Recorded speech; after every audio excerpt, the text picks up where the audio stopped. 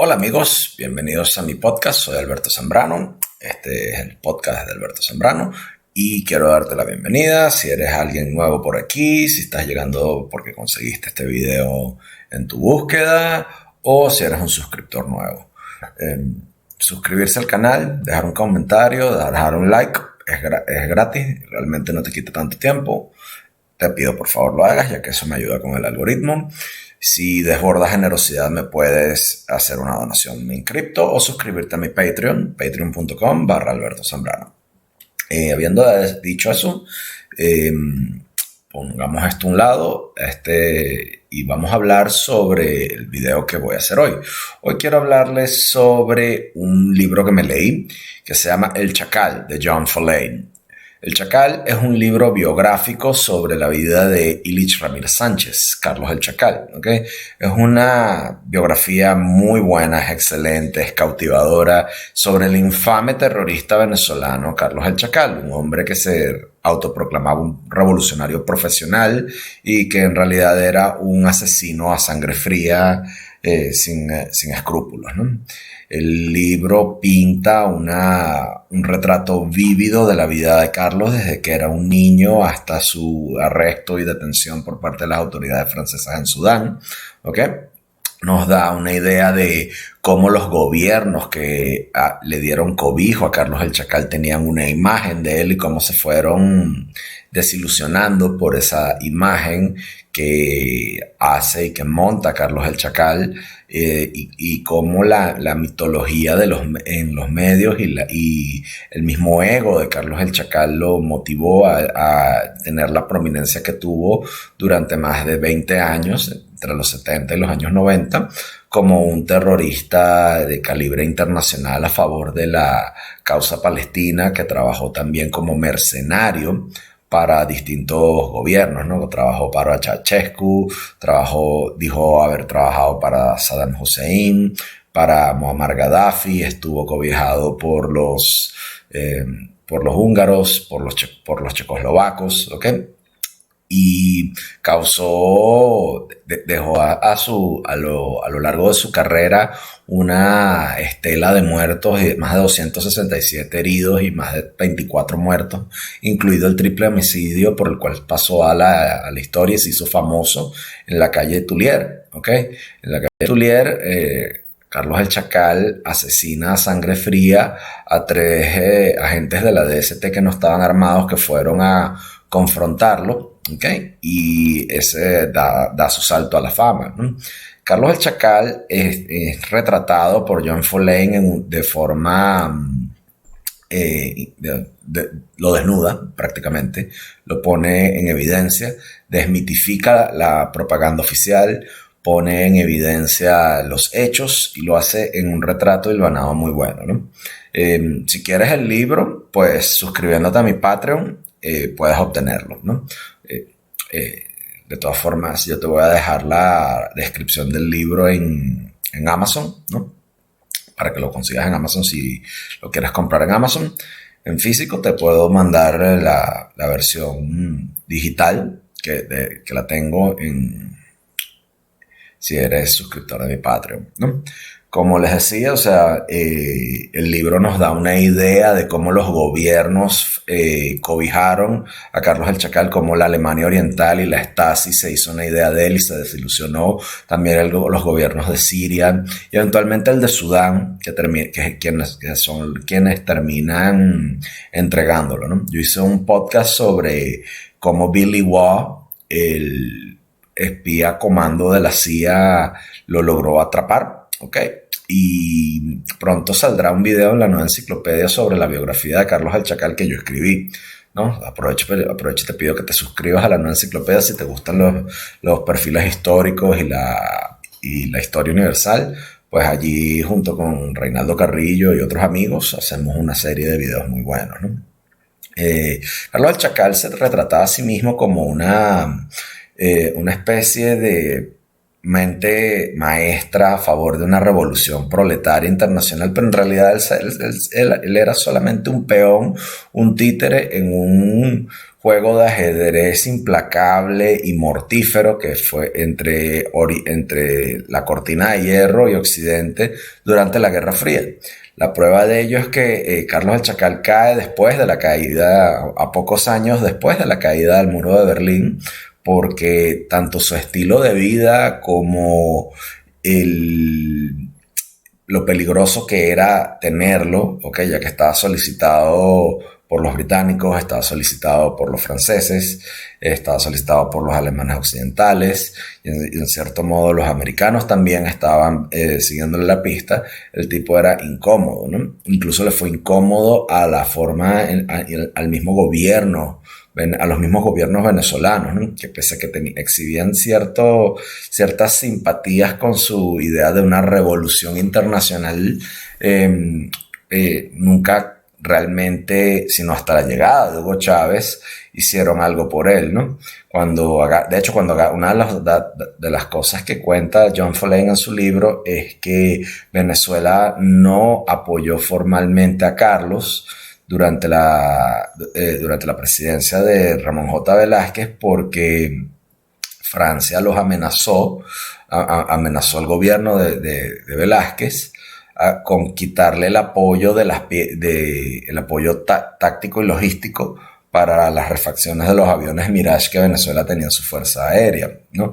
Caldera tuvo un curso legalista y pese a esto, Carlos el Chacal tuvo incluso apoyo por parte del consulado del consulado venezolano tras su fracasada intento de homicidio de un empresario judío de la tienda y dueño de la tienda Marks and Spencer, al que le intentó pegar un tiro en la cara y no lo mató, ¿no? Una de las cosas que vemos con Carlos el Chacal es que él intentó ponerse y pintarse como un revolucionario de gran calibre, un tipo que se metió en la OPEP y dejó una estela de muertos terrible en la OPEP.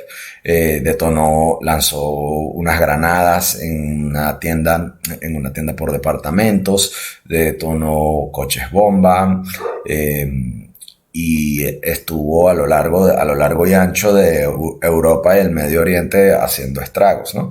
Un tipo que se denominaba de izquierdas, ¿no? Creció en un hogar de madre católica y de padre comunista. John Foleyne en el libro narra de una forma muy interesante cómo fue la vida de Carlos el Chacal en Venezuela, ¿ok? Y cómo el tipo era un hipócrita desde su más tierna edad, ¿no?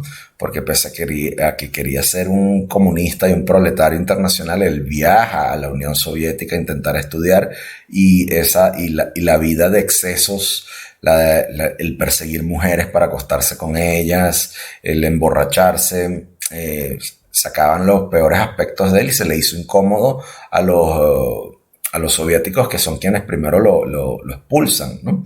Después regresa a Inglaterra, se empieza a solidarizar con una serie de movimientos internacionales de izquierda a favor de la causa palestina y se embarca en una carrera criminal como un matón, ¿okay? Que buscó apropiarse de la nobleza de un discurso como lo es la causa palestina, y trató de acabar y de hacer una serie de atentados que realmente no fueron exitosos. El primer atentado que no fue exitoso fue el intento de homicidio del que les hablé.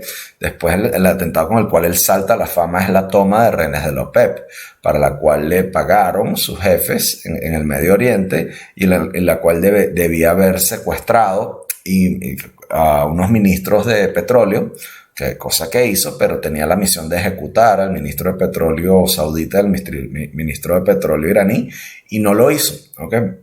Y la razón por la cual no la hace es porque fracasa en su intento de secuestrar el avión, y bueno, eso lo pone en malos términos con ellos. De hecho, cuando el Chacal también estuvo metido en Siria, su vida de excesos después de la caída del muro de Berlín, ¿no? Su vida de excesos en Siria hace que el gobierno de Al-Assad lo expulse, ¿ok? Porque les era incómodo. El tipo termina en Sudán, ¿no? A cargo de Omar al-Bashir y Hassan al-Turabi, y proclamándose musulmán, ¿no? Y era un musulmán muy sui generis porque bebía, fumaba, se iba con múltiples mujeres, frecuentaba prostitutas y demás.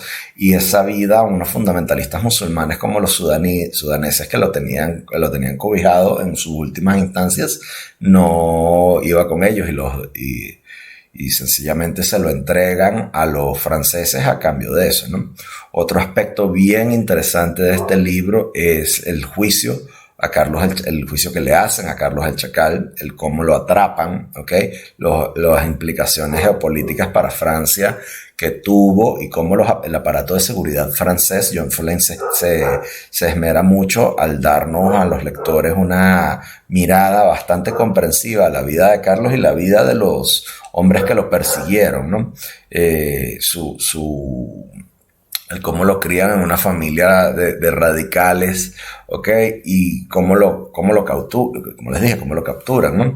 Y también nos da una idea de los colaboradores de Carlos, ¿ok? Cómo hizo Carlos para evadir la captura durante muchos años, porque el hombre viajaba por todo el mundo con pasaportes falsos que le daban los yemenitas, que le dieron los yugoslavos, que les dieron en algún momento los checoslovacos, los húngaros y también la Alemania Oriental, ¿no? El libro nos habla también sobre los nexos de cómo Carlos rompe con ciertos elementos radicales de la causa palestina para aliarse con elementos radicales de extremistas comunistas de la pandilla Baader-Meinhof, ¿no?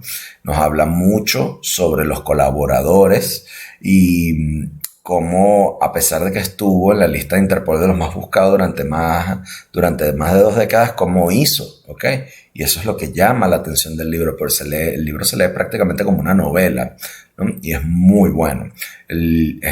John Follain hace una excelente labor al investigar y escribir esta obra con gran detalle, haciéndola, es un libro que te atrapa y para cualquier persona que esté interesada en la vida de esta notoria de esta tristemente célebre y notoria figura venezolana, ¿no? En una época en la cual los venezolanos, pues esa es otra cosa, el Carlos el Chacal salta a la fama en una época en la cual los venezolanos no tenían mucho, o sea, no tenían mucha fama. Venezuela era un país suramericano más y sin embargo este se volvió uno de los venezolanos más famosos en una época donde, o sea, hablar de Venezuela era hablar en cierto modo de Doña Bárbara y si acaso, ¿no? En líneas generales, El Chacal de John Follain es un libro muy informativo, se lee y es un libro largo, pero se lee de forma muy entretenida y te ofrece una mirada muy profunda a uno de los criminales internacionales más notorios, ¿no? La parte del juicio que le hacen a Carlos el Chacal y cómo lo describe con lujo de detalles. John Follain incluso llega hasta entrevistar a uno de los jurados de Carlos el Chacal, ¿no? Y notamos como Ilich Ramírez Sánchez es un hombre psicópata, es un hombre que tenía un complejo de inferioridad masivo, muy proclive a perder el control, a perder el temperamento, que compensaba sus enormes sus enormes taras de su personalidad con un complejo de superioridad que realmente se cimentaba por la forma en la cual ejecutaba y mataba gente, ¿no? A él no le importaba matar y eso denota uno de esos rasgos más psicópatas, como este vulgar asesino en serie, matón, traficante de armas, era, ¿no? Y como en cierto modo también, si tienes una idea de lo que es la política en Venezuela, esto termina siendo un puente, ¿ok? Para que los peores elementos de la política de izquierdas venezolana lo defendieran.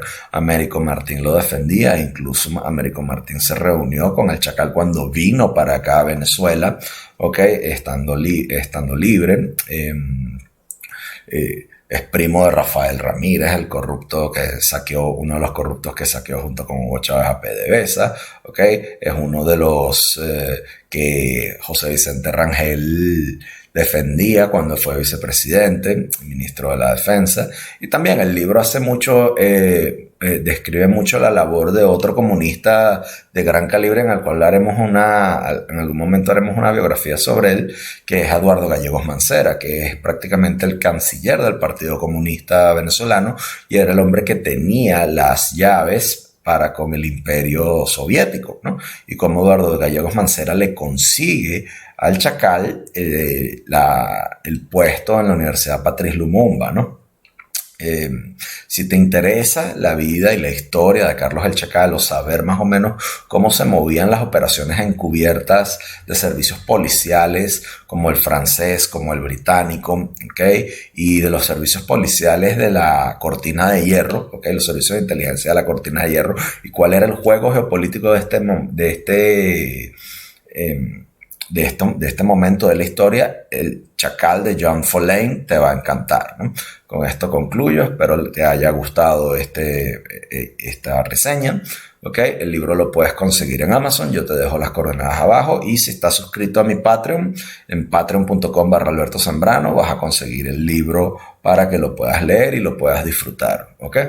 Esto es todo, suscríbete, déjame un comentario, este podcast está en Spotify, este podcast está en YouTube y donde sea que tú consigas tus podcasts, también lo puedes conseguir en Apple Podcasts, en Google Podcasts, en cualquier otro, también lo puedes conseguir.